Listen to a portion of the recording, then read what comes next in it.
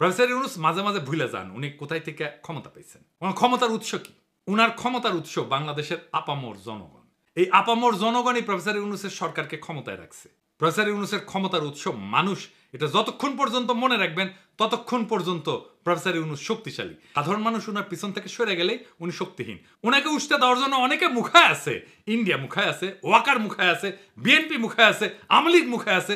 এরা কেউ সফল হইতে পারতেছে না, কারণ সাধারণ মানুষ পাহাড়ের মতো দৃঢ় ঐক্য নিয়ে প্রফেসর ইউনূসের পিছনে দাঁড়াইছে। প্রফেসর ইউনূস তার এই ক্ষমতার উৎসকে যদি অস্বীকার করেন, সেই মুহূর্তে ওনার পতন, ওনার সমস্ত শত্রু ওনাকে ধ্বংস করে ফেলবে। তাই প্রফেসর ইউনূসের প্রতি এটা সতর্ক বার্তা। বাংলাদেশের সাধারণ মানুষের ধর্মীয় বিশ্বাস, সামাজিক মূল্যবোধ এর বিরুদ্ধে কখনো দাঁড়াবেন না। আপনি মনে রাখবেন, বাংলাদেশের খুব সাধারণ মুসলিম সমাজ আপনার পেছনে দাঁড়াইছে। তার সমস্ত সমর্থন, আত্মার সমস্ত শক্তি নিয়ে আপনি শক্তির ভালোবাসাকে উপেক্ষা করবেন না। এর পরিণতি হবে ভয়ানক। কোন কমিশন নিয়ে প্রফেসর ইউনূসকে এত উচ্ছ্বাস প্রকাশ করতে দেখেছেন? দেখেন নাই। আপনি তো স্যার পড়েন নাই রিপোর্ট, না পড়ে বিলি করার কথা কইলেন। এটা ছাপায় বিলি করতে গেলে আপনার সরকারের লোকেরা মার খেয়ে ভুট্টা হয়ে যাবে। এই সাবধান করে দিলাম, একটু সামাল কইরা স্যার। উনারা কামের চাইতে আকামে বেশি পটু। আর 2 নম্বর হচ্ছে, উনারা একেবারে বাংলাদেশের সমাজ, রাজনীতি, জনগণ, গণমানুষ এই সম্পর্কে কিছুই জানেন না। আর এই কমিশনে যারা আছেন তাদের বেশিরভাগই তাই।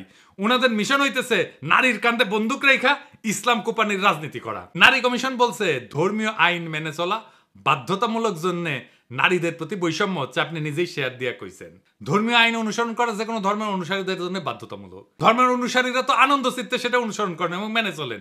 কেউ যদি দাবি করে ধর্মীয় অনুশাসন মেনে চলার জন্য বৈষম্য হচ্ছে, এটা খুবই বাজে অনুসিদ্ধান্ত। এর অর্থ হচ্ছে ধর্মীয় আইন মানা যাবে না, আর চূড়ান্ত মানে হচ্ছে ধর্ম থেকে দূরে থাকতে হবে। এটাই স্যার বাঙ্গু সেকুলারদের চুলকানি। আর এই চুলকানিকে আপনি প্রমোট করেছেন। যৌন কর্মীদের শ্রমিকের মর্যাদা দেওয়ার কথা বলছেন। ওদের মাথায় যে কোন দেশ থাকে আদর্শ হিসাবে জানি না, হয়তো পশ্চিম থাকে। পশ্চিমের চিন্তা, পশ্চিমের প্র্যাকটিস ওনারা চাপাই দিতে চান বাংলাদেশের উপরে। ঝামেলা বাদে সেইখানে, কিন্তু ওনারা তো পশ্চিমের যে ডাইভার্স প্র্যাকটিস সেটা নিয়ে জানেন না। সেই জ্ঞানও নাই। আমার অনুমান ওনারা কিছুই জানেন না। আপনি তো অপমানকর, মর্যাদাহানিকর একটা পেশাকে আইনি কাঠামোর মধ্যে এনে বৈধতা দিতে পারেন না।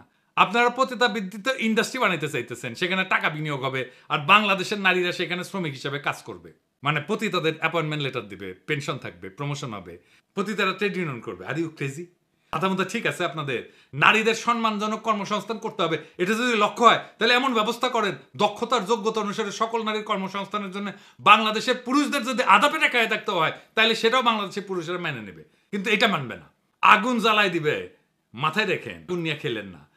এই নারী নীতিতে কি আছে আমরা পুরোটা পড়ে দেখিনি, কিন্তু যেই স্যাম্পল বা ট্রেলার দেখলাম তাতে বাংলাদেশের সাধারণ মানুষ শঙ্কিত। আমি আশা করব সাধারণ মানুষের সংখ্যাকে গুরুত্বের সাথে বিবেচনা করবেন। এই নারী নীতি ব্যাপক পর্যালোচনা ছাড়া কোনো সংস্কারের পথে অগ্রসর হওয়া উচিত হবে না। প্রফেসর ইউনূস, আপনি যদি এই জাতির উপরে ভর কইরা এই দেশের মানুষকে পেছনে রেখে হঠাৎ করে এমন কিছু চাপায় দেন যা এই সমাজ চেনে না, মানে না, বিশ্বাস করে না, তাহলে এই জাতি কিন্তু এক সময় আপনাকে প্রশ্ন করবে। আপনার শক্তি কিন্তু বিদেশি মিডিয়া না বা ডোনাররা না, আপনার শক্তি এদেশের আপামর জনগণ, মুসলমান, তাদের সন্তান, যাদের হৃদয়ে আপনার উপরে এখনো বিশ্বাস আছে। আপনি যদি সেই বিশ্বাস ভেঙে ফেলেন, যদি ধর্মীয় বিশ্বাস, সামাজিক মূল্যবোধ, পারিবারিক কাঠামোকে না বুঝে বিদেশি এনজিওর ফর্মুলা দিয়া রাষ্ট্র চালাইতে যান, তাহলে আপনি টিকবেন না। কারণ এই দেশ কোনো ল্যাবরেটরি না, এই জাতি গিনিপিগ না। এই জাতি 24-এর বর্ষা বিপ্লবের রক্তে দাঁড়ানো, ইসলামের শেকড়ে বাঁধা, সামাজিক পারিবারিক বন্ধনে গড়া জাতি। এটাই আপনার ক্ষমতার আর বৈধতার উৎস। আপনি যদি এই জাতিকে এনজিও বানাইতে চান, তাহলে এই জাতি আপনাকে রাজনীতির ইতিহাসে একটা দুঃখজনক ব্যর্থতা হিসেবে মনে রাখবে। এখনো সময় আছে। সাধারণ মানুষের ভাষা বোঝেন, ধর্মের প্রতি তাদের আবেগ বুঝেন, এই মাটির গন্ধ বুঝেন। না বুঝলে আপনি থাকবেন হয়তো পদে, কিন্তু মানুষের হৃদয়ে থাকবেন না। মনে রাখবেন, এই জাতি অনেক ধৈর্য ধরে, কিন্তু একবার যদি জায়গা ওঠে, ফাগুনের আগুনের মতো ছড়ায় পড়ে। সেই আগুন কিন্তু কারো ক্ষমতা দেখে না, পদ দেখে না, অতীত দেখে না, ইতিহাস দেখে। ইনকিলাব জিন্দাবাদ।